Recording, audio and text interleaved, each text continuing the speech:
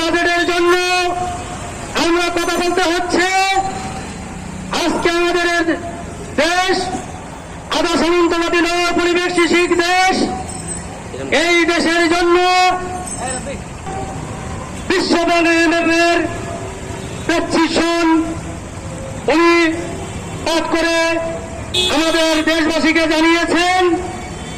আজকে আমরা বলতে চাই, এই যে উচ্চাভিলাষী বাজেট, এই বাজেটে আমাদের দেশের শ্রমিকের কোনো ভাগ্যের পরিবর্তন হবে না। আজকে কৃষকের ভাগ্যের পরিবর্তন হবে না। আজকে যারা নিম্নবিত্ত, মধ্যবিত্ত, যারা চাকরিজীবী, অর্থাৎ যারা খেটে খাওয়া মানুষ, তাদের ভাগ্যের কোনো পরিবর্তন হবে না। আজকের এই বাজেটে ভাগ্যের পরিবর্তন হবে তাদের।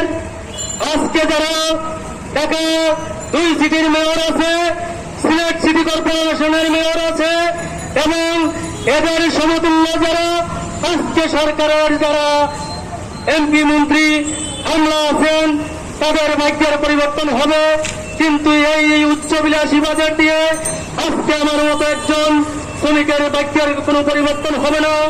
আজকে এই বাজেটে যদি উল্লেখ থাকতো যে এই বাংলাদেশে আজকে শ্রমিকদের জন্য 5টি শিল্প কলকারখানা নির্মাণ করা হবে, তাহলে বুঝতাম ন্যূনতম হলেও কিছুটা হলেও শ্রমিকদের জন্য একটি বাজেট প্রণয়ন করা হয়েছে। আজকে বাজেট করা হয়েছে, সেই গ্যাস ব্যবহার করতে হচ্ছে। কিন্তু এই বাজেটে দেখলাম কোথাও উল্লেখ করা আছে আজকে এই গ্যাসের সিলিন্ডার উপরে কর বৃদ্ধি এবং মূল্য বৃদ্ধি করা হবে।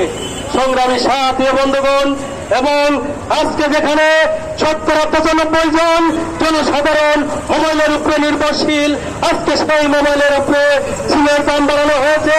এবং আগে যে মোবাইলে 100 টাকা যদি মোবাইলে রিচার্জ করা হতো, আগে সেটা আমরা হিসাব করে দেখেছি 28% ভ্যাট নিয়ে থাকতো, যদিও সেটা 15% ঘোষণা দেওয়া, কিন্তু সেটা আজকে এই বাজেটের প্রেক্ষিতে সেটা 28% থেকে প্রায় 40% গিয়ে দাঁড়াবে।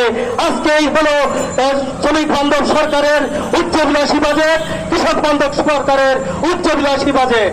আজকে এই বাজেটের মধ্যে দিয়ে আমাদের এই দেশের যারা সিএনজি চালক, তাদের সিএনজির যে ব্যয়বহুল খরচ, সেই খরচ বাড়বে, গ্যাসের দাম বাড়বে।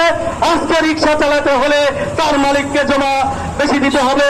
কিন্তু আজকে পরিবহন ভাড়া বাড়বে, যাতায়াত ভাড়া বাড়বে, বাসা ভাড়া বাড়বে,